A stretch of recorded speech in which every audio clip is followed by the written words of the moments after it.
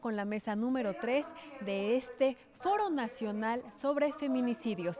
Quédense con nosotros, ya iniciamos. Y los procesos de investigación y enjuiciamiento, sino que también es fundamental asegurar que el problema se atienda desde la raíz y que se tomen medidas para prevenir la violencia de género y asegurar que los patrones que existen actualmente no persistan. Es decir, ¿qué podemos hacer hoy para que dentro de una década podamos ver una reducción significativa en las tasas de feminicidio o incluso una eliminación completa de esta? ¿Cómo podemos asegurar que la crisis no continúe con los niveles de violencia actuales y que por medio de políticas públicas viables y sostenibles, acciones preventivas e iniciativas legislativas se termine de una vez por todas? Las expertas que nos acompañan en esta mesa nos hablarán de las medidas que ya existen y aquellas que están desarrollando para prevenir y reducir la violencia de género, específicamente en su forma letal. Es un privilegio estar aquí entre estas mujeres, quienes a diario trabajan para mejorar la seguridad de las mujeres y niñas y de los grupos más vulnerables de México. Vamos a comenzar con la ponencia de la maestra Leslie Jiménez Ursúa, que es coordinadora de proyectos en Impunidad Cero. Es maestrante en Derecho y especialista en Derecho Penal por la Facultad de Derecho de la Universidad Nacional Autónoma de México. Se ha desempeñado como servidora pública en instituciones gubernamentales de Procuración de Justicia y Seguridad Ciudadana, así como abogada postulante en organizaciones de la sociedad civil. Actualmente incide en un proyecto de socialización del derecho penal para la atención de violencia de género. Leslie se suma por medio virtual y Leslie, te cedo la palabra. Bienvenida.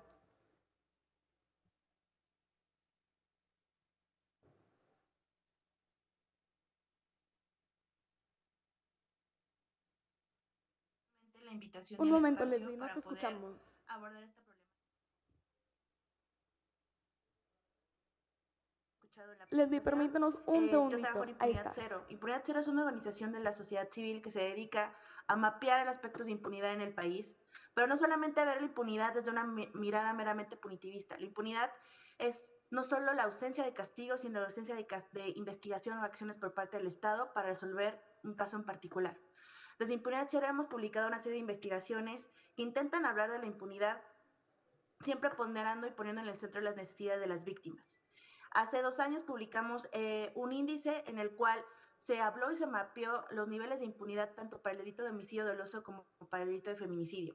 Este año, a finales de diciembre, vamos a nuevamente publicar este índice en el que por primera vez decidimos no solamente hablar de datos. A lo largo de estas mesas y de estas sesiones que han tenido, han escuchado una serie de información estadística y análisis de datos en los que desafortunadamente nos hablan de la gran problemática sistemática que tenemos en torno al delito de feminicidio y la violencia contra las mujeres. Nosotros lo que queremos hacer no solamente es centrarnos en los datos, sino que también cómo podemos comenzar a erradicar este tipo de situaciones. Porque el gran problema de la impunidad en investigaciones penales comienzan desde el cuello de botella que es en las fiscalías o procuradurías del país. En ese sentido, hablar de políticas públicas siempre tienen que voltear a mirar a las fiscalías y procuradurías, así como a los servidores públicos. Lo que queremos también hacer llamado y que queremos hacer mención, que al hablar de la violencia feminicida es el escalón último de una serie de violencias que pueden prevenirse y pueden atenderse mediante otro tipo de dinámicas que desde los servidores públicos se pueden realizar. Desde Impunidad Cero hicimos una serie de talleres justamente abordando el tema de la problemática de investigación de feminicidio y advertimos a todos los servidores públicos con los que dimos esos talleres que más allá de los conocimientos jurídicos que ya tienen, porque para ocupar un puesto en una fiscalía, ya sea como perito, como ministerio público, como policía, deben de contar con cierta experticia que los mismos lineamientos de fiscalía solicitan. La problemática es que el tratamiento y la atención que se le da a las víctimas no va enfocado poniéndolas al centro de una atención humana. Los servidores públicos de las fiscalías necesitan darse cuenta de que no solamente son números o estadísticas o datos que pueden utilizar posteriormente para informes o para comunicaciones institucionales, sino que las víctimas son aquellas personas que están resintiendo la conducta, y no solamente la conducta original que se puede encontrar en un código penal, sino también las conductas que pueden surgir a partir de esta situación o consumación de esta conducta. Un seguimiento a las víctimas de forma indirecta y también dar un seguimiento de manera integral a todas las personas que forman parte de la investigación. Por lo tanto, a hablar solamente de violencia feminicida de manera aislada o pensando desde una perspectiva punitivista sobre aumentar sanciones, incrementar medidas restrictivas de la libertad o incorporarlos al catálogo de prisión preventiva oficiosa no va a cambiar la problemática y no va a cambiar los índices de asesinatos contra las mujeres. Es importante que tanto sociedad civil como, en este caso, las autoridades e instituciones toquemos el piso y toquemos el pasto y nos demos cuenta de realmente lo que está sucediendo afuera, las necesidades que requieren las fiscalías, el no solamente cuestión presupuestal, sino también mirar a ver al servidor público como una persona que está inmersa en la sociedad y que escucha constantemente todos los prejuicios y estereotipos de género que en la misma sociedad y en los mismos medios de comunicación surgen. De mi parte sería todo, agradezco enormemente esta oportunidad, este espacio y les recordamos que pues voltear y mirar y hablar sobre violencia contra mujeres no solamente es verlo desde una cuestión estadística, ayuda, claro que sí, pero también es importante escuchar a las víctimas como se está haciendo el día de hoy. Muchísimas gracias.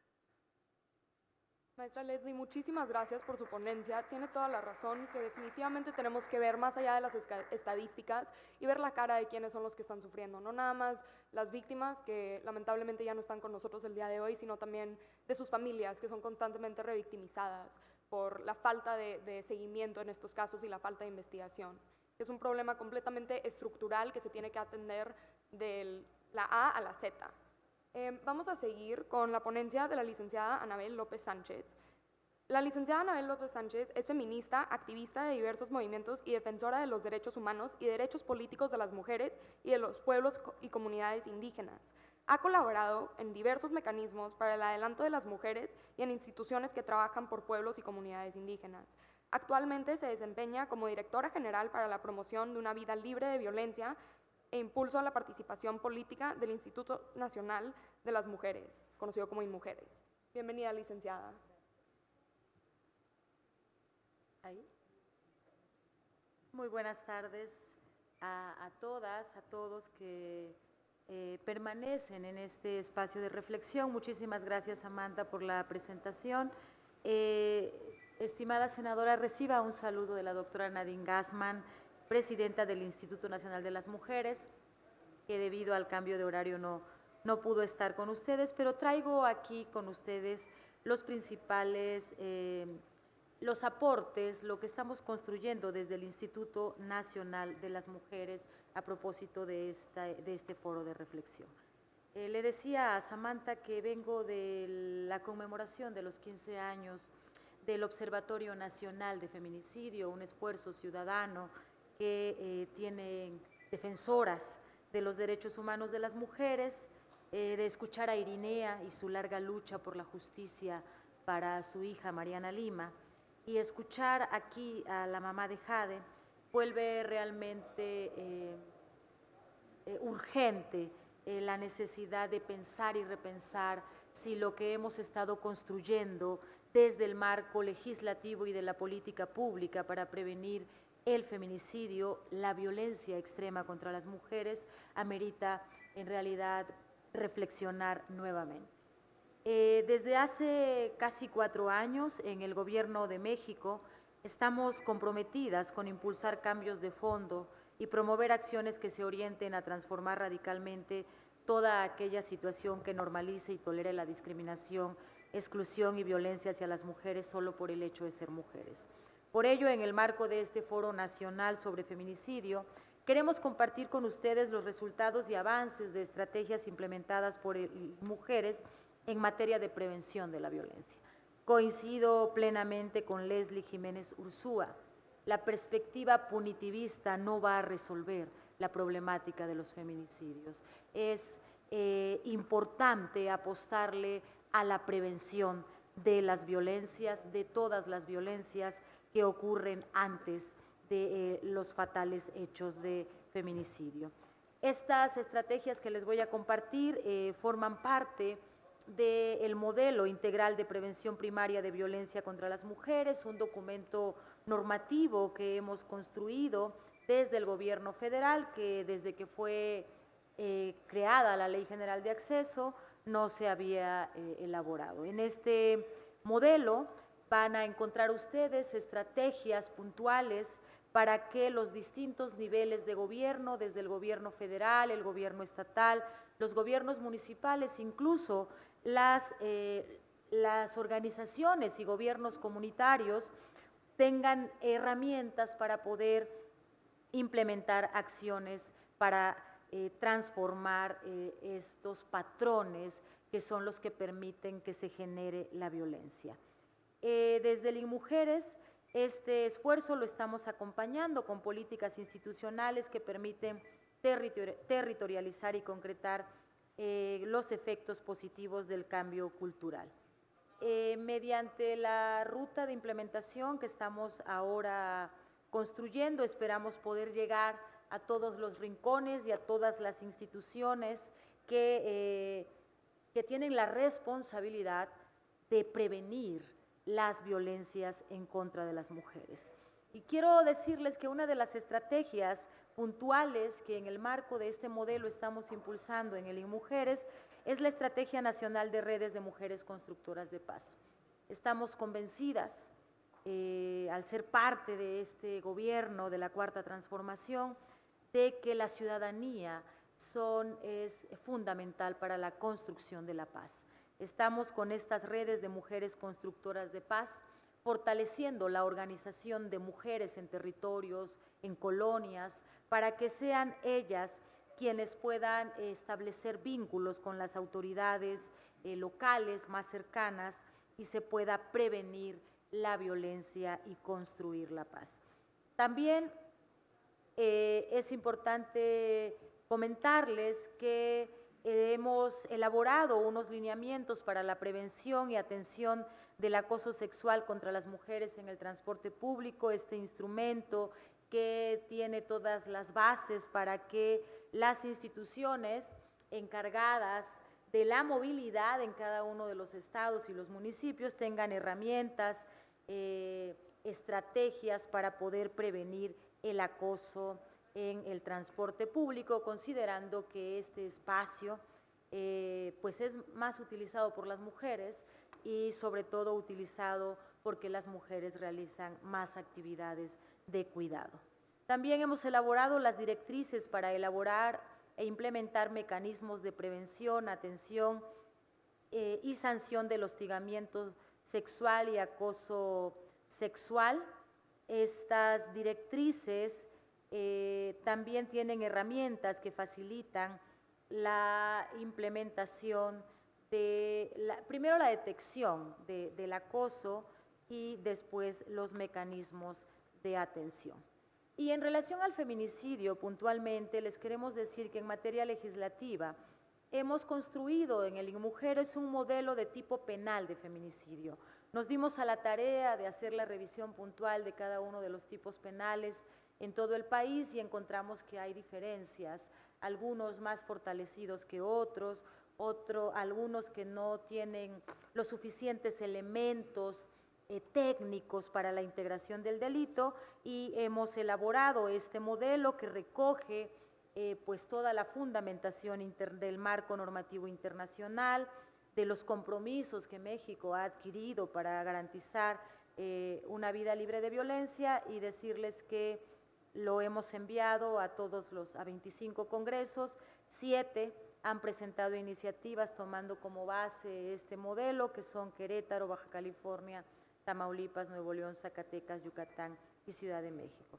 Y finalmente, quiero cerrar con estas reflexiones. En que es necesario, en el reconocimiento del feminicidio como uno de los principales problemas públicos para el Estado mexicano. Reconocemos esta realidad, por eso no ocultamos las cifras. Es fundamental apuntar que a esta grave manifestación es la síntesis de ciclos de violencia que tiende al incremento de su gravedad, por lo que atacar las primeras manifestaciones de la violencia de género es una acción fundamental y preventiva de la violencia feminicida. Se deben implementar acciones que garanticen el acceso a la justicia para las mujeres, particularmente acciones encaminadas hacia la prevención de conductas y situaciones que generen que las mujeres se encuentren en algún riesgo de sufrir algún tipo de violencia.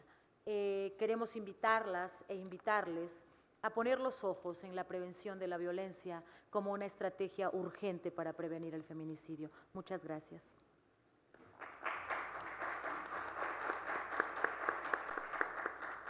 Muchísimas gracias, licenciada. Tiene toda la razón que la prevención es esencial y le festejo y le felicito mucho por el trabajo que está haciendo InMujeres, no solo de ver las estrategias desde el punto de vista de un estudio analítico, sino también de tomar acción y ver cómo pueden introducir estas medidas a los diversos ámbitos en donde se presenta la violencia hacia las mujeres. Pues muchas felicidades, muchas gracias. Vamos a pasar a la ponencia de la maestra Mirel Ruiz Brindis. Mirel Ruiz Brindis es la coordinadora de proyectos para prevenir y sancionar feminicidios en la Fundación IDEA y la subdirectora de Ni un Feminicidio Más. Es maestra en políticas públicas de género maestra en políticas públicas y género y especialista en investigación aplicada y desarrollo de políticas públicas para prevenir y atender las violencias de género contra las niñas y mujeres. Sus líneas de investigación y trabajo son violencias de género, violencias machistas contra las niñas y mujeres, violencia feminicida, economía del cuidado, teoría decolonial y feminismo decolonial.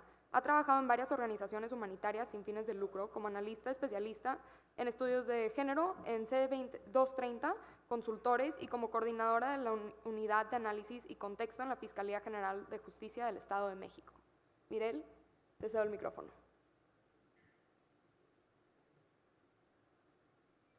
Hola, buenos días a todos, todas. Muchísimas gracias por la invitación. Gracias a la senadora Gabriela López por armar esta iniciativa que abre un espacio muy importante de conocimiento y de compartir. Me toca a mí platicarles de este proyecto que se llama Ni un Feminicidio Más y es platicar sobre estas buenas prácticas, lecciones aprendidas que hemos tenido en el proyecto, en el acompañamiento a servidores y servidoras públicas de instituciones de seguridad y justicia. Pensando en que hablamos pues de estrategias, de acciones, protocolos que necesitamos llevar a campo, y la experiencia ha sido cómo le hacemos para ir de la mano con ellos y ellas y que puedan hacer en campo un trabajo más eficiente, más coordinado, más efectivo. La siguiente, por favor. Entonces, el proyecto trabaja con estas instituciones en Nuevo León, las corporaciones policiales de Monterrey, Escobedo y Guadalupe y la Policía Estatal, que se llama Fuerza Civil. Trabajamos con la Fiscalía General de Justicia del Estado de Nuevo León. Justo también está aquí la fiscal especializada en feminicidios y violencia contra las mujeres, la fiscal Griselda Núñez, que ha sido pilar en todo el trabajo de fortalecimiento de investigación y litigación con perspectiva de género. Trabajamos con el Poder Judicial y con el Centro de Justicia para las Mujeres también. Estas han sido las 3 etapas del proyecto, donde hicimos un diagnóstico, después diseñamos soluciones y estamos en esta etapa de que el personal de las instituciones pueda apropiarse e institucionalizar las soluciones que les hayan sido provechosas y beneficiosas. La siguiente, por favor. Con el personal específicamente policial, hicimos estos trabajos de diagnósticos con personal operativo de mando medio y alto mando para saber cuáles eran las necesidades que identificaban en la atención de casos de violencia contra niñas y mujeres, de violencia feminicida también. Nos pusimos aquí varios objetivos, que es los que ven en la presentación. Uno fue cómo le hacemos para tener una actuación policial estandarizada y diferenciada, es decir, que no dependa de qué policía te va a atender, sino que haya un piso común y que también se tenga un enfoque bien específico de género e interseccionalidad. También nos dijeron, necesitamos fortalecer nuestras habilidades, nuestras competencias para atender este tipo de casos. Nos dijeron, ¿qué le hago a la información que recopilo en campo? ¿Cómo la proceso para que sea algo que me ayude a armar, informar mis estrategias operativas? Y también nos dijeron, necesitamos ayuda para saber cómo hacemos un mejor seguimiento a las medidas de protección. En estos diagnósticos, ¿no?, con el personal, una lección aprendida, que es lo que ven abajo, es usar un lenguaje positivo. Las instituciones, siempre tenemos esa exigencia como ciudadanía de que hagan un mejor trabajo, pero a veces no nos sirve solo exponer lo que hacen mal, sino también decir, aquí hay un área de oportunidad, ¿cómo le hacemos para fortalecerlo, para acompañarte? La siguiente, por favor. En este trabajo, específicamente con las corporaciones de Fuerza Civil Monterrey y Escobedo, nos dijeron, no estoy segura cómo atender casos de violencia en el ámbito familiar. Nos hablaron de estos 3 retos. Los casos son complejos porque la cercanía entre la parte víctima y la parte agresora es muy cercana. No cuento con entrenamiento práctico y finalmente no cuento con herramientas bien prácticas para llevarlo a cabo en campo. Y la propuesta que les dimos como equipo fue: definamos lineamientos, integremos perspectiva de género en el fortalecimiento de tus capacidades y generemos herramientas prácticas.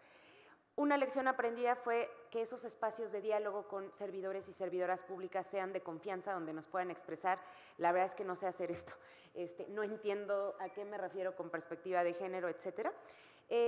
Y algo interesante fue separar al personal operativo, al de mando medio y alto mando, ¿no?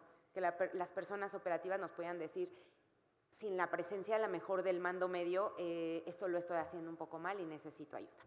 La siguiente, por favor. Esta es la metodología que bueno, les compartimos, que nos ha sido útil, donde en una primera etapa identificamos necesidades, en una segunda etapa codiseñamos soluciones con el personal, hicimos prototipos mínimos viables para llevarlos a campo y en una tercera etapa pilotearlos. Esto tiene sentido, digamos, tenemos nuestro protocolo nacional de primer respondiente, pero aún no, necesitamos bajar a un, digamos, nivel más específico para que el personal sepa qué hacer muy específicamente en casos de violencia familiar.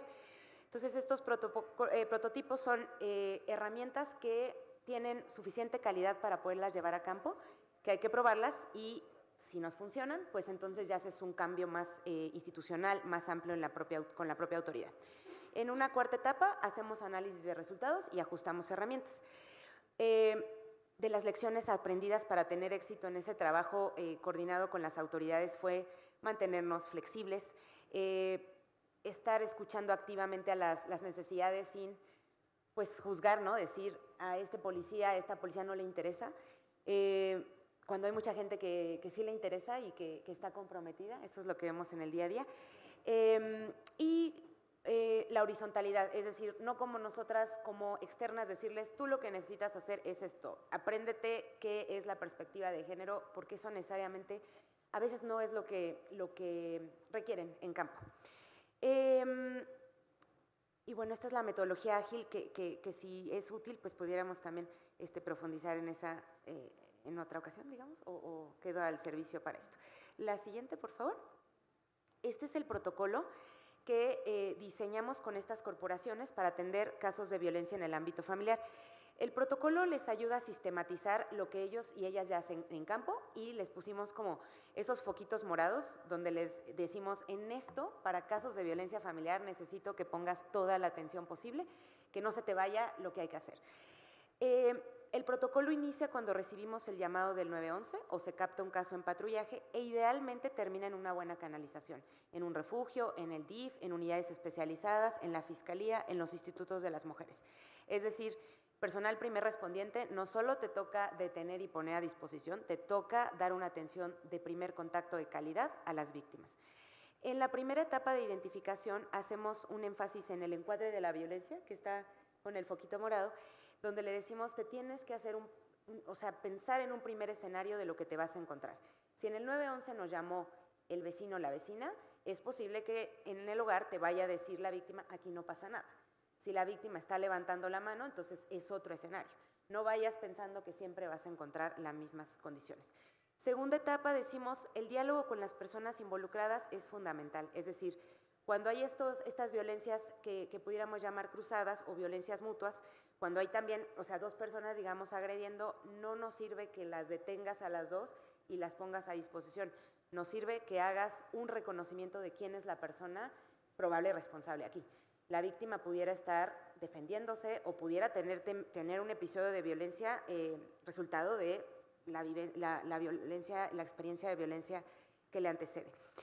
Y finalmente, toda la parte de atención a víctimas, decimos: hay que hacer una identificación de riesgo, no te puedes dar la vuelta. No es corazonada si tú dices: creo que aquí no pasaba nada, me voy. No, aquí es: aplica herramientas que te den información objetiva y date cuenta qué casos están en riesgo alto, en riesgo medio y en riesgo bajo, y con eso toma decisiones. Hay casos en donde el agresor nos puede decir: ya me voy a ir de esta casa, ya de verdad me voy. Creer en esa persona, pues no necesariamente va a ser la mejor estrategia. Asegúrate que la víctima se vaya a un refugio, a alguna casa de red de apoyo. Entonces, en este protocolo ponemos el acento en ciertas acciones donde no necesito que te aprendas de nuevo qué es la perspectiva de género, necesito que hagas esto de forma bien asertiva, y ahí yo te garantizo que estás integrando la perspectiva de género sin ni siquiera a veces nombrarla. La siguiente, por favor.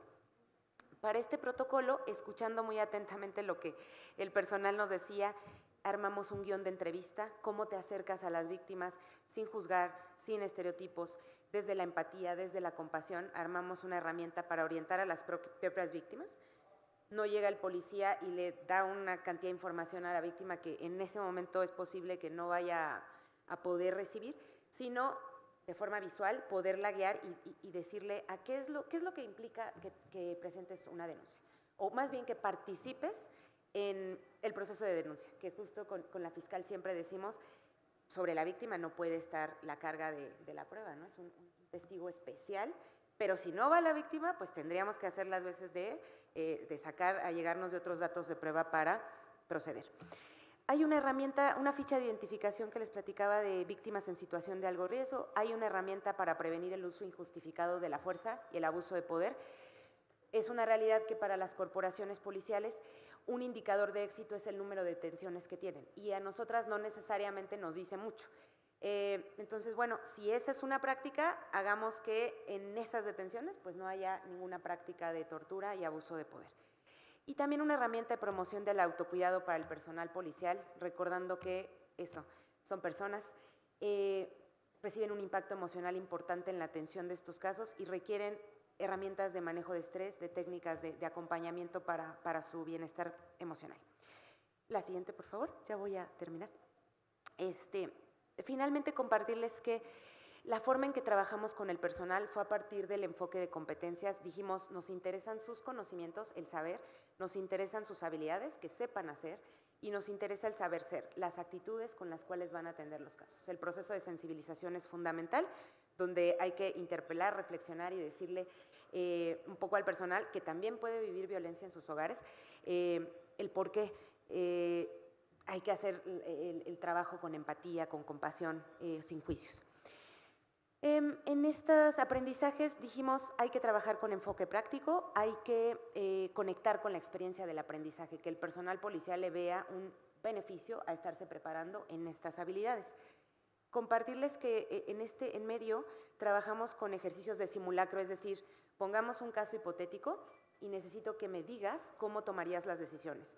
Si hay un ingreso al domicilio, necesitas ingresar al domicilio, pero la persona probable responsable te dice, esta es mi casa, no puedes entrar, necesito que aprendas a tomar decisiones cuando sí o sí estás facultado para entrar al domicilio, porque hay un riesgo inminente para la vida de la víctima y no nos interesa, ¿verdad? ¿Quién es el dueño del hogar? La siguiente. Decirles que este protocolo lo que nos ha ayudado es dar certeza jurídica al personal, complementar su capacitación, brindarles herramientas prácticas y aportar al final a la prevención del aumento, el escalamiento de la violencia. Nos interesa que para garantizar que estos esfuerzos sean sostenibles se puedan institucionalizar, es decir, que no dependan de las administraciones ni de las personas, sino que sean publicados para que sea algo, digamos, que se sostiene. La siguiente. Aquí hay algunos nada más testimonios que nos dicen desde el personal policial, ya no vamos nada más a ver qué pasa o a la expectativa, ya desde que la central de radio nos da el servicio, nosotras ya sabemos cómo vamos a actuar. Poco a poco ya ven que la unidad de atención de la mujer es una unidad especializada y dicen cómo le hacen ustedes. Ahora vemos que las víctimas que viven en un ambiente de violencia y tratamos de empatizar con ellas, explicarles el proceso y decirles que no es normal que su pareja la agreda. Muchas gracias por este espacio. Gracias. Maestra Mirel, muchísimas gracias por su presentación.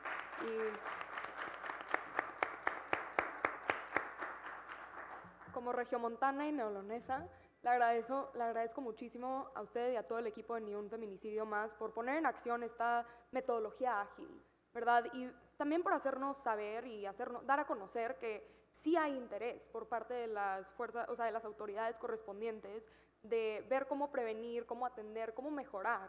Solo que tenemos que saber bien cómo hacer el acercamiento de una forma que sea productiva y que sea eficaz. Entonces, muchísimas gracias y ojalá podamos ver que esta metodología ágil se pueda exportar a otros estados de la República para ver las mejorías. Muchas gracias. Pasamos ahora finalmente con la maestra Claudia Benítez Guzmán. Maestra, muchas gracias por acompañarnos. La maestra Claudia Benítez Guzmán es la directora ejecutiva del programa Una vida libre de violencia para las mujeres de la Secretaría Secretaría de Mujeres de la Ciudad de México. Ha fungido como servidora pública en la Procuraduría General de Justicia de la Ciudad de México desde 2008, ocupando los cargos de directora del Centro de Atención a Riesgos Victimales y Adicciones, directora del Centro de Investigación de Victimología y de Apoyo Operativo y subdirectora de Apoyo Operativo. Cuenta con una maestría y una licenciatura en Psicología. Maestra Claudia, muchísimas gracias por sumarse a este panel. Le cedo la palabra. Bienvenida. Hola, muchas gracias. Buenas tardes a todas y todos los integrantes de la mesa, todas las integrantes, y les saludo cordialmente y a todas las personas presentes en este foro. Acudo al mismo en representación de la titular de la Secretaría de las Mujeres de la Ciudad de México, Ingrid Gómez Aracíbar, quien les envía un cordial saludo. A nombre de la Secretaría y del mío propio, agradezco la invitación a la senadora Gabriela López Gómez, presidenta de la Comisión Especial encargada de dar seguimiento a los casos de feminicidio de niñas, adolescentes y mujeres. La Secretaría de las Mujeres de la Ciudad de México, desde su creación el 1 de enero del 2019, asumió una tarea prioritaria y permanente, que fue la atención integral y especializada a las mujeres en situación de violencia de género. Asimismo, desde entonces, ha considerado la prevención primaria como una de las mejores formas de prevenir la violencia contra las mujeres, por lo que se considera importante hacer una detección temprana de la situación de violencia. ¿Puedes dar la siguiente, por favor? Las unidades territoriales de atención y prevención a la violencia de género, mejor conocidas como LUNAS, son la cara de la Secretaría en territorio y están encargadas de brindar atención integral, especializada y multidisciplinaria con perspectiva de género y enfoque de derechos humanos a las mujeres en situación de violencia. Contamos con 27 sedes ubicadas en las 16 alcaldías de la Ciudad de México. La siguiente, por favor.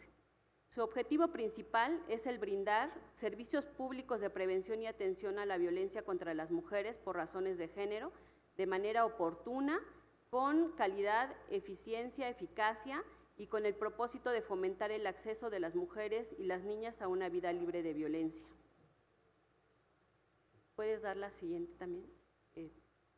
Teniendo en mente lo que hace algún tiempo nos dijo nuestra secretaria, una buena atención es prevención, y a partir de la declaratoria de alerta de violencia contra las mujeres decretada por la jefa de gobierno el 25 de noviembre del 2019, se están realizando diversas acciones para el fortalecimiento de las LUNAS, entre ellas la rehabilitación integral de 13 sedes de las unidades territoriales de atención y prevención a la violencia.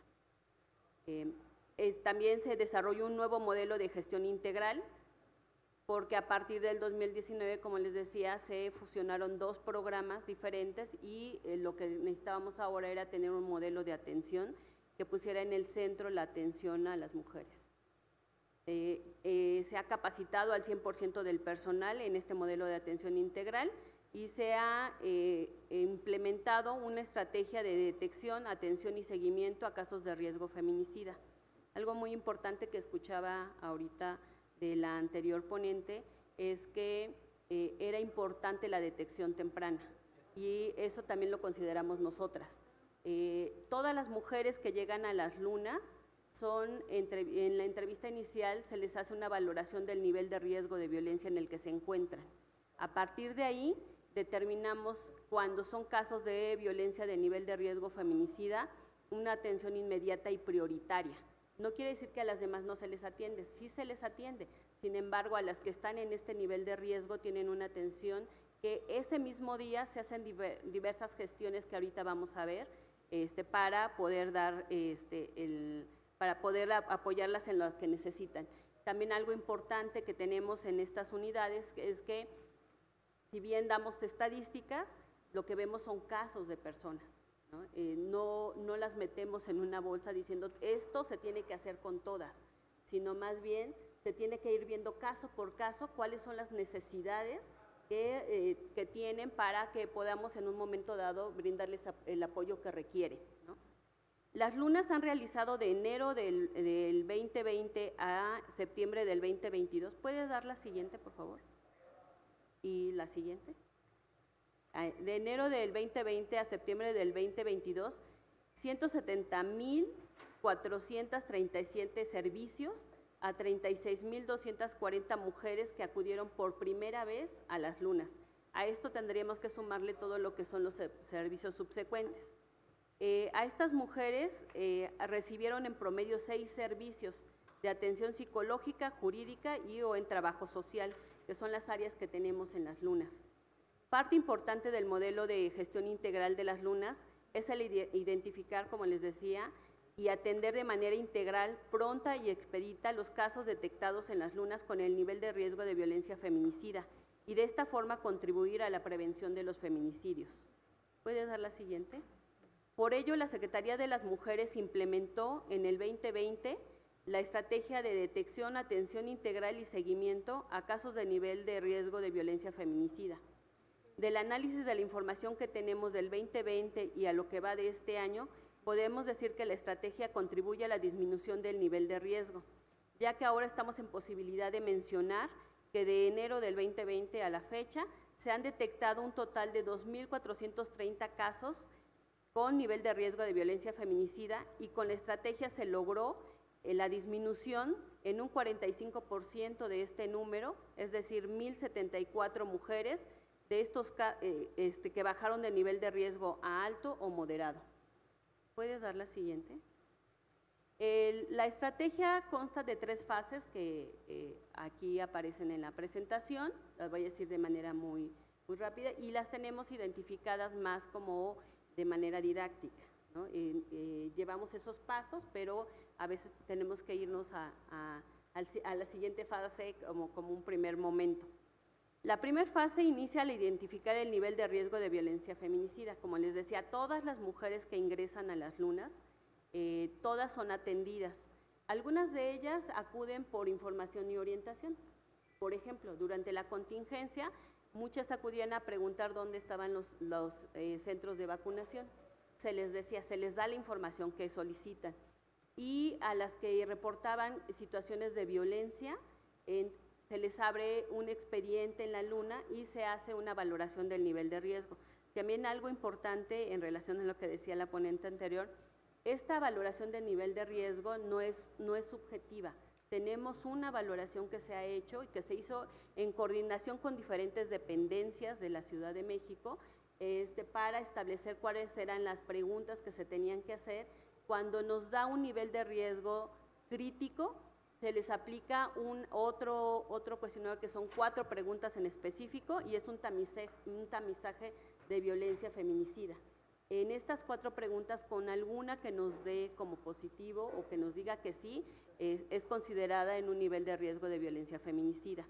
Estas preguntas están muy relacionadas a los casos que ya sabemos que en un momento dado han estado en ese riesgo, ¿no? Por ejemplo, el que si la han amenazado con un arma, si ha tenido lesiones permanentes a raíz de la violencia que ha vivido, si también la amenaza ha sido con algún químico por estas situaciones de la violencia ácida, por ejemplo. En fin, son 4 preguntas que van orientadas a esto. También cuando se detectan los casos de nivel de violencia feminicida, les decía, es una atención prioritaria inmediata. En ese mismo momento se determina qué es lo primero que requiere la mujer. En algunos casos es la atención psicológica, pero en otras su necesidad es la orientación jurídica.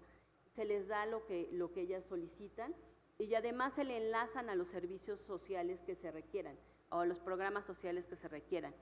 Por ejemplo, el que en un momento dado se determine que requiere un refugio o la casa de emergencia, se hacen los trámites necesarios para que así sea. En caso de que no lo soliciten y no lo requieran porque es decisión de ellas, más bien se hacen los trámites para que se les generen las medidas de protección. La Secretaría de las Mujeres tiene una unidad de medidas de protección que está también en coordinación con la Fiscalía General de Justicia. y, bueno, se les da lo que requieren. Pero algo creo que ha sido muy importante en esta estrategia es que se sensibilizó al personal con una frase que nosotras les hicimos saber y que creemos que es importante que introyecten, y es el que les hagan saber a las mujeres que se les escucha, se les cree y se les acompaña. Todas las veces que las mujeres vayan a las lunas, aun cuando es frustrante para nosotros saber que está en un nivel de riesgo feminicida y que quiere regresar a su casa con el agresor, debe primero llevar ya un plan de seguridad, se establece con ellas un plan de seguridad que les decía que es personalizado, se hace ese plan de seguridad donde ellas saben qué hacer y qué características, qué riesgos puede haber ante determinadas conductas que puedan observar en la persona agresora, ¿no? Y bueno, ya también se les da las opciones de qué hacer. Con este plan de seguridad se les da también un seguimiento que ha sido muy puntual. ¿Esto qué quiere decir? Que el área social les llama, independientemente de sus citas en psicología y si es en la orientación jurídica, se les llama cada semana para saber si requiere algún ajuste ese plan de seguridad, porque a veces cuando están ahí por la situación emocional en la que se encuentran, pues a lo mejor no dan las cuestiones o no las tienen presentes en ese momento, cuestiones específicas que podrían servir para su protección. Ya que están en su casa, empiezan a decir, bueno, también puedo hacer esto y también puedo hacer lo otro, entonces se va modificando el plan de seguridad y se les va dando seguimiento. Insisto, esto ha sido muy importante y durante la contingencia se hizo de manera telefónica, pero sirvió. Muchas de estas mujeres tienen la confianza de llamar a las lunas y que van a ser atendidas, ¿no? Por eso es que creemos que ha funcionado mucho en la parte de la prevención y que ha reducido el nivel de riesgo en el que se encuentran. ¿Puedes dar la siguiente, por favor? Tenemos entonces varios servicios que se dan en esta estrategia: la detección temprana, las medidas de protección, la atención psicológica y bueno, también la Secretaría de las Mujeres tiene un apoyo económico que se da a las mujeres que están en este nivel de riesgo, que es de un salario mínimo al mes, son 5,000 pesos este año, que se les da por 6 meses, y esto ha sido muy importante en el análisis que se ha hecho de la información, porque muchas de ellas les ha servido para poder pagar una renta, para poder garantizar la seguridad de sus hijas e hijos en la cuestión alimentaria, por ejemplo, ¿no? Y este apoyo no se da nada más así, va enlazado a toda la estrategia de la atención psicológica, porque es muy importante, y las cuestiones jurídicas, ¿no? También algo importante en esta estrategia es que del análisis que hemos visto es el área de psicología, el trabajo psicológico con ellas para que puedan fortalecer la autonomía económica, física y en la toma de decisiones, es lo que nos ha llevado a pensar que la estrategia, de acuerdo a los resultados que tenemos, que ha sido exitosa y que posteriormente lo que contribuye es el apoyo económico, ¿no? Entonces, es parte del análisis que tenemos. ¿Puedes dar la siguiente? Ya termino. También, como les decía, las unidades territoriales son de atención y prevención, entonces también realizamos toda una serie de actividades en territorio.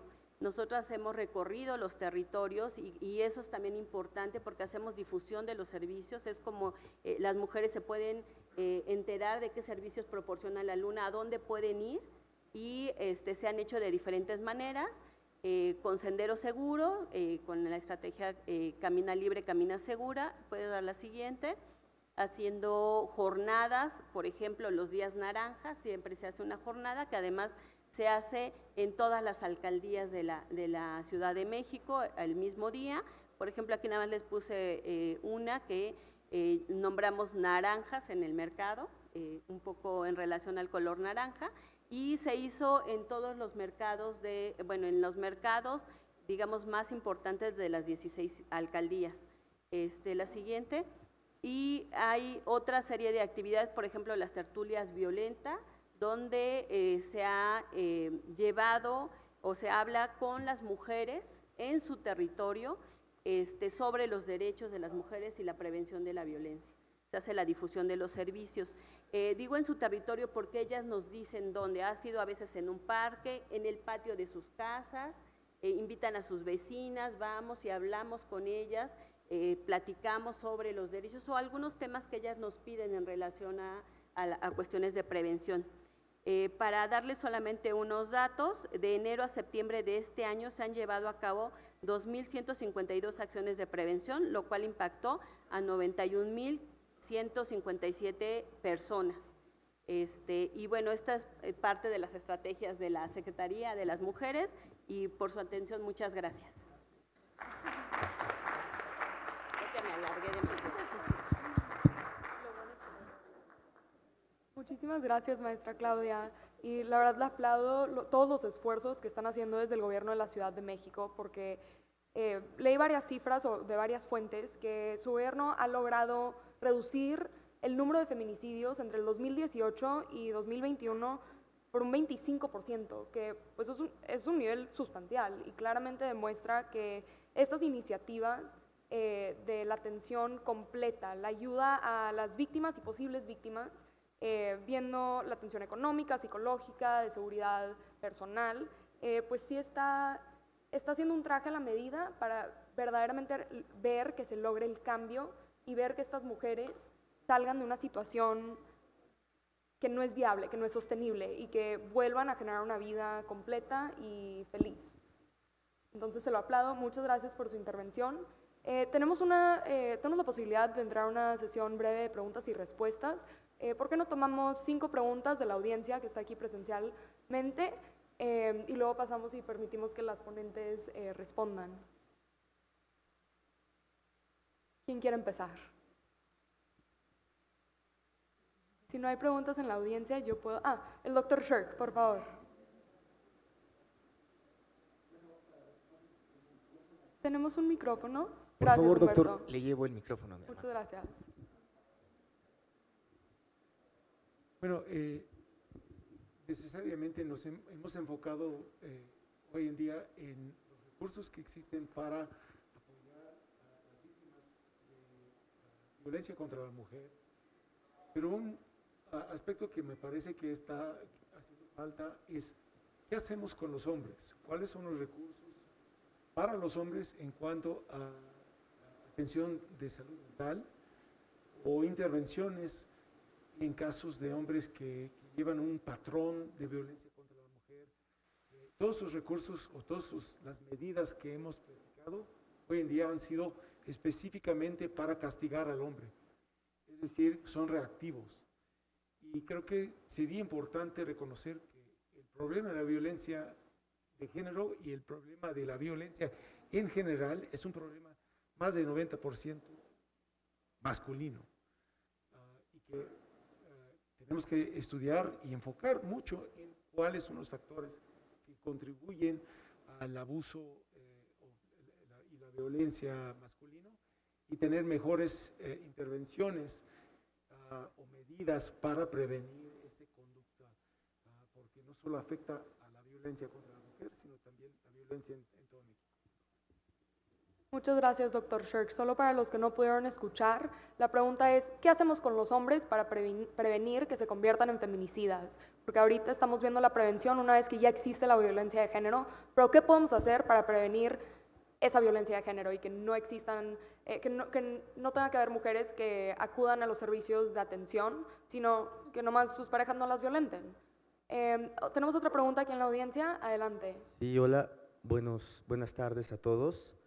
Mi pregunta va relacionada con parte de la iniciativa que acaba de proponer la senadora Gabriela y que justamente me parece camina de la mano con las 3 mesas, que es el problema de la homologación.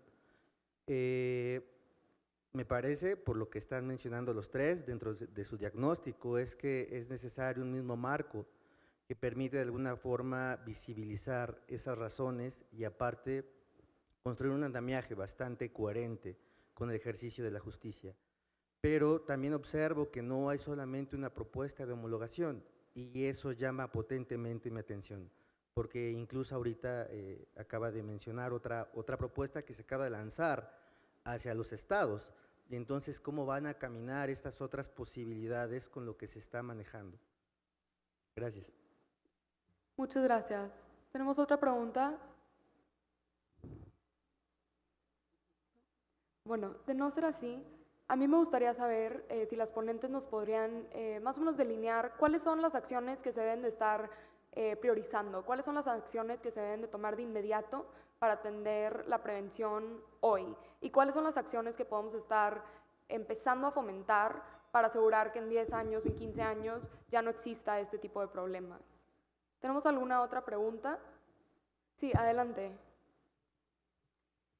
Bueno, nada más en razón de lo que estuvieron comentando en las otras mesas, en los otros momentos, yo creo que es bien interesante y no he escuchado a nadie hablar sobre ese tema, en cuanto a cómo, aparte del feminicidio, hacemos un estereotipo en el feminicidio. En las zonas de las fronteras nosotros tenemos mujeres a las cuales ni siquiera se les pone como feminicidio por el hecho de que son malandras, delincuentes, sicarias y finalmente pues a lo mejor de alguna manera se lo merecían. Yo nada más hablo el comentario.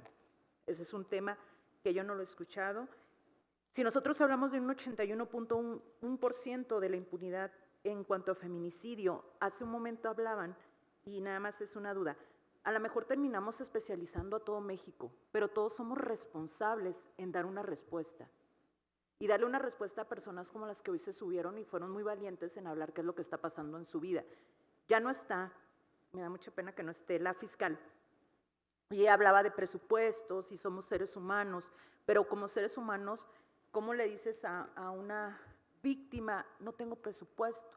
Entonces ya le correspondería a las senadoras que están aquí, ahí sí darle esos temas de presupuesto que bien tuvo a razón de exponer por ahí el maestro.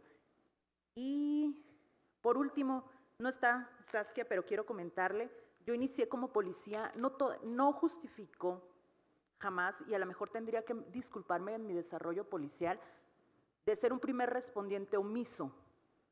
Pero si a mí me sancionas por omiso, no he visto un solo fiscal, al menos puedo hablar en la parte que me corresponde, sancionado, porque si soy primer respondiente, él es coadyuvante en lo que yo estoy haciendo. Y en temas de dar seguimiento, y en temas de decir, ¿a dónde te llevas a la víctima? Ella decía, llegó el policía a comprar tacos. Yo le puedo decir que compré tacos muchas veces después de que los menores o las mujeres víctimas de violencia no habían comido, y vas brincando de área en área, en área, en área. Dejemos de especializar y hagamos, por favor, propongan que sancionen a quien no hace lo que le corresponde hacer. Y por último, la felicito. Yo escuché su tema muy atenta y nunca se quejó por presupuesto y sí dio los resultados. Y hago esto y se hace. Yo lo traté de anotar todo, espero encontrar esta presentación en donde incluso usted habla de anticiparse un diagnóstico de un probable riesgo feminicida. Felicidades. Gracias. Muchas gracias. Si las ponentes quieren intervenir, ¿alguien que quisiera comenzar? Adelante, maestra Claudia. No sé si vaya a responder, pero sí hicimos una cédula de evaluación de riesgo, insisto, con diferentes dependencias, y actualmente, justo con la información que estamos teniendo, creemos que se está actualizando, se tiene que actualizar para también que tenga mayor peso, y estamos junto con la Universidad Nacional Autónoma de México haciendo el análisis ya de validez y confiabilidad con los datos que ya tenemos, con estos 2.430 casos que tenemos hasta ahorita, y creemos que bueno, eso va a dar mayor certeza y obviamente lo vamos a compartir porque hemos tenido experiencias de personas, por ejemplo, algunas abogadas que vinieron de Francia y que quieren la cédula porque ellas dicen que ellas sí van ante los jueces desde la parte subjetiva, o sea, no tienen un cuestionario como este y bueno, por eso es que lo estamos actualizando. Y bueno, por otro lado, siempre ha sido todo un tema, lo que preguntaba el doctor, el qué hacemos con los hombres, ¿no? Yo creo que hay varias cosas que se han hecho, no sé si a partir de las dependencias, yo trabajé muchos años en el Centro de Investigación Victimológica y de Apoyo Operativo, el trabajo era con agresores de violencia familiar, porque tienen características diferentes los de violencia familiar a los de sexual. y además tienen características muy específicas de personalidad diferentes los que pueden llegar a cometer un feminicidio. Entonces, sí hay que pensar muy bien a cuáles. Las estadísticas que yo les doy, los casos de riesgo feminicida, son solamente el 8% del total de las mujeres que atendemos en las lunas. Y de ese total, el 90%, más del 90% son de violencia familiar. Entonces, lo que se haga en relación, creo yo, a la atención de hombres tiene que ser a hombres que generan o que son agresores en las situaciones de violencia familiar principalmente. Y en eso hay muchas experiencias, más desde la sociedad civil, ¿no? Nosotras creemos igual que es necesario trabajar en esos casos, pero también hay que ver cómo, porque no es justificar las conductas, ¿no? Y sabemos que hay una situación emocional en ellos, pero bueno, también sabemos que son los que han estado cometiendo la agresión contra las mujeres. Muchas gracias. Muchas gracias. Licenciada, ¿quisiera intervenir? Brevemente, para comentar respecto a las dos preguntas o comentarios. Uno es en relación al tipo penal. Cuando yo hablé de un modelo de tipo penal que recoge todos los elementos que consideramos debe tener un tipo penal, incluso el tipo penal federal, y lo hemos enviado al Senado y al Congreso también para que sirva como un insumo para que el tipo penal que se pretende homologar tenga todos los elementos. No estamos seguras que el quehacer legislativo, tanto del Senado como del Congreso, tendrá en cuenta las mejores aportaciones para tener un tipo penal útil, eficiente, que tanta falta nos hace. En relación a qué hacemos con los hombres, le quiero decir que en el modelo de prevención primaria de las violencias tenemos estrategias muy puntuales para trabajar con hombres desde la prevención primaria. Efectivamente, son los hombres los principales agresores de las mujeres, y entonces cada vez que hablamos con las mujeres nos dicen: ¿y quién le va a decir a mi marido? Por decir de alguna manera. Y es muy importante poner los ojos ahí. Nosotras creemos que urge trabajar con los hombres, urge que los hombres trabajen en ellos mismos, repiensen sus masculinidades y revisen esta forma en la que se han construido violentos. Y para eso estamos construyendo en este momento un modelo de prevención para hombres que ya han incurrido en actos de violencia, y estamos poniendo en práctica algunas acciones territoriales para justamente tener un modelo de prevención primaria de las violencias, y pronto tendremos una campaña muy puntual dirigida a hombres. Doctor, urge que los hombres revisen sus masculinidades, porque solo de esa manera podremos parar la violencia contra las mujeres. Muchas gracias, licenciada. Maestra. Sí, concretamente para la pregunta que nos hacía, licenciada Samantha, específicamente del proyecto, ¿no? Sí creemos que hay que trabajar de la mano con servidores, servidoras públicas en una escucha, ¿no? Dejando de lado, obviamente, todas las perspectivas que podemos tener respecto de las omisiones, las negligencias, ¿no? Y en ese trabajo y en esa escucha poder desarrollar cosas muy puntuales que ellos y ellas necesitan. Para el caso del personal policial, primer respondiente, creemos que, dado que son ellos y ellas quienes tienen el primer contacto con muchas de las víctimas, muchos de los casos de violencia contra niñas y mujeres, hemos de darles esa posibilidad de prevención, que su trabajo no solo sea reactivo, sino también tenga ese componente preventivo, sobre todo del escalamiento de la violencia. Si el personal primer respondiente hace una buena valoración de estos riesgos, entonces tendríamos que tener víctimas que tienen opciones para salir de sus hogares, que tienen la posibilidad de armar planes de seguridad, que tienen la opción de ser acompañadas para una reubicación a otros estados, a otros lugares, digamos, donde estén seguras. Entonces, es focalizar el trabajo en este carácter preventivo que tiene el personal primer respondiente. Muchas gracias, maestra Mirel. Por motivos de tiempo, le agradezco muchísimo a todas las panelistas que se sumaron en esta mesa el día de hoy, a la maestra Leslie Jiménez, a la licenciada Anabel López Sánchez, a la maestra Mirel Ruiz Brindis y a la maestra Claudia Benítez Guzmán. Muchísimas gracias por tomarse el tiempo, no nada más de participar hoy en esta mesa, sino también de día a día atender a las víctimas y posibles víctimas de feminicidio y violencia de género en México, y también por hacer la labor de promover la igualdad de género. Y pues sí, muchas gracias por todo. Les doy la palabra a Lila Bed y a la senadora Gabriela López. Muchas gracias. Desde luego que le brindamos también un fuerte aplauso a nuestra moderadora, la licenciada Samantha Kane.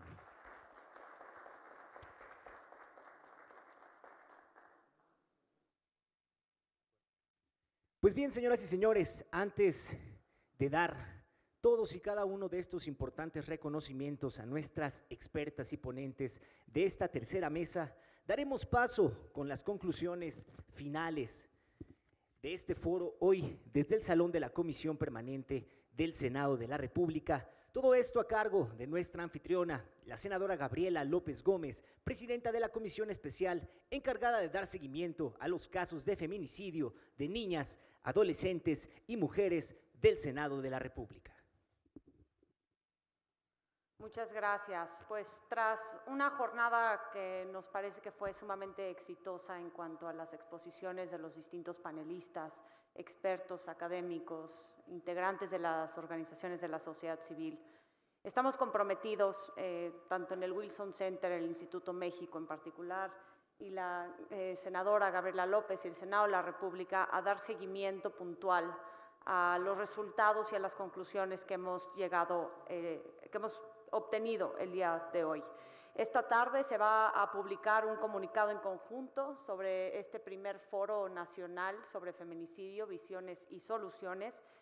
Va a estar disponible tanto en la plataforma del Wilson Center y del Instituto México como del Senado de la República, y les voy a compartir varios de los temas más destacados que nosotros incluimos en este comunicado en conjunto, que evidentemente también hay otros asuntos que se abordaron el día de hoy, pero nada más voy, por cuestiones de tiempo también, nada más voy a leerles y compartirles varios de ellos. Crear apoyos para mujeres de alto riesgo de feminicidio, crear juzgados especiales que atiendan la problemática, fortalecer la investigación de asesinatos de mujeres con perspectiva de género, estandarizar y humanizar los protocolos de actuación para atender las víctimas de violencia de género, trabajar en las políticas de prevención de todos los tipos de violencia contra las mujeres, enfocando en los aspectos culturales y educativos. Estos son varios de los puntos en los que estaremos trabajando a corto plazo. Y como lo hemos mencionado durante toda la trayectoria del día de hoy, estamos muy ansiosos y en espera de las iniciativas que la senadora, la comisión va a presentar ante el Pleno del Senado y que esperamos que se conviertan en soluciones viables y concretas para las miles de mujeres que enfrentamos violencia, distintas agresiones de manera diaria en México. Muchas gracias, ha sido un privilegio y un honor estar aquí con ustedes y resalto de nuevo, gracias senadora Gabriela por el apoyo, por permitir al Wilson Center participar en este gran encuentro y estoy segura que van a venir muchos frutos de este primer gran foro. Muchas gracias. Desde luego que agradecemos las conclusiones de este importante foro a cargo de Lila Abed, directora adjunta del Instituto México. Señoras y señores, antes de pasar al acto de clausura a manos de nuestra anfitriona, la senadora Gabriela López Gómez, damos paso con la entrega de su reconocimiento a todos y cada uno de nuestros expertos y ponentes de esta tercera mesa. Iniciamos entregando su reconocimiento a la licenciada Anabel López Sánchez, directora general para la promoción de una vida libre sin violencia de InMujeres.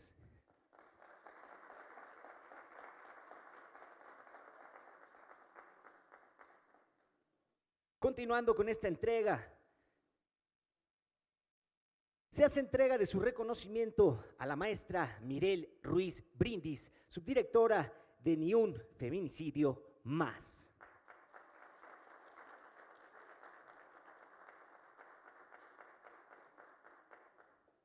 Ahora se hace entrega de su reconocimiento a la maestra Claudia Benítez Guzmán, directora ejecutiva del programa Una Vida Libre de Violencia.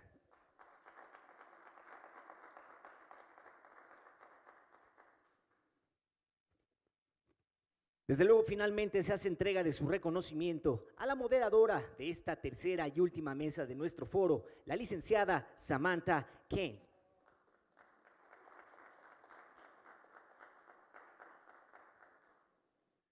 Pues bien, señoras y señores, es momento de escuchar el mensaje de clausura a cargo de nuestra anfitriona, la presidenta de la Comisión Especial encargada de dar seguimiento a los casos de feminicidio de niñas y adolescentes del Senado de la República, la senadora Gabriela López Gómez. Muchísimas gracias a todos. Yo sé que nos vamos con muchas más preguntas de las que teníamos cuando llegamos a este lugar. Brevemente, para el tema de la homologación, justamente el primer objetivo de nuestra comisión, y que el nombre de la comisión es bastante, desafortunadamente existe, digamos, es la Comisión Especial encargada de dar seguimiento a los casos de feminicidios de niñas y adolescentes. Y un primer objetivo es justamente homologar todo lo que hoy no podemos tipificar o no podemos englobar como un feminicidio. Sabemos que en muchos casos, en muchos estados, todavía no se cataloga como feminicidio cuando una niña ha sido asesinada simplemente por ser mujer. Ese es un primer paso. Hay una iniciativa ya en la mesa y esperemos que eso pronto se vea capitalizado. También quiero comentar que con el apoyo del Instituto de las Mujeres hemos hecho algunas correcciones a esa misma iniciativa en las mesas técnicas y esperamos tener un buen marco en la Ley General de Acceso para posteriormente avanzar en los siguientes objetivos. Yo no quisiera clausurar este foro sin agradecerles a todos y a todas los que nos acompañaron este día. Nos acompañaron Griselda de la Fiscalía Especializada en Nuevo León, muchísimas gracias. Manuel de la Fiscalía General de Tamaulipas, Melissa Santillana de la Universidad de Texas, Adriana Gómez Martínez, Francisco Rivas, director general del Observatorio Nacional Ciudadano, Luis Martínez Chavarría, asesor legislativo, Carlos Muñoz Villanueva del Instituto Belisario Domínguez, Carla Borjorges de la Secretaría de Seguridad Pública de Baja California, Elena Gutiérrez de la Embajada de Estados Unidos, Silvia Hernández de la Secretaría de Seguridad Pública de Puebla, Dalila Mendoza Aguilar de la Secretaría de Seguridad Pública de la Ciudad de México, Irma Canter Coronel del Instituto Belisario Domínguez, Tamara Mares Rivera de Prensa, Julieta Lujambio, que es activista social en los derechos de las mamás solas, Yuridia Melchor Sánchez, Secretaría de las Mujeres de Guerrero, a Marisol Calva, que es activista social de Puebla, Meili Salazar Chávez de la Secretaría de Seguridad Pública de Baja California, Yannick Campbell de la Embajada de Estados Unidos, Erika Benítez Soto de la Secretaría de Seguridad Pública de Puebla, Julio Valencia Pulido de la Coordinación de la Igualdad de Género de la UNAM,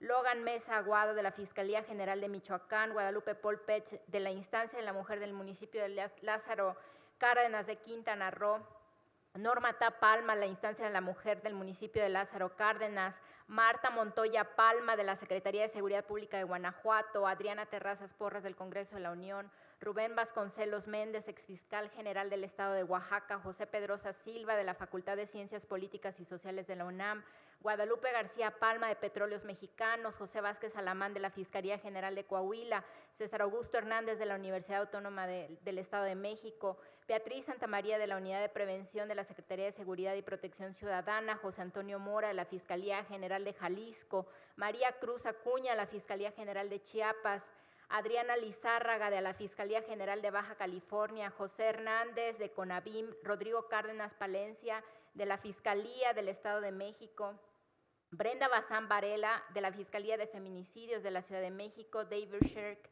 de la Universidad de San Diego, Narayani Galindo Enríquez de la Cámara de Diputados, Adriana Rojano Ríos de Petróleos Mexicanos, Fabiola García de la Instancia de la Mujer del municipio de Mérida, Julie Dian Recinos de la Unidad de Igualdad de Género de la Suprema Corte de Justicia de la Nación, Liberto Hernández Ortiz de la Fiscalía General de Coahuila, Carla Torres Ortiz de la Fiscalía General de Baja California, Juan Carlos Zárate Delgado de la Fiscalía General del Estado de México, María Santos Montoya, de la Secretaría de Seguridad Pública de Guanajuato, Luz Elvia Rodríguez, de la Fiscalía Especializada de Delitos de Violencia contra las Mujeres y Trata de Personas de la Fiscalía General de la República, la fiscal Leticia Catalina Soto, Horta González Flor, Johanna, a todo el equipo del Senado de la República, al staff que nos apoyó en la realización de este evento.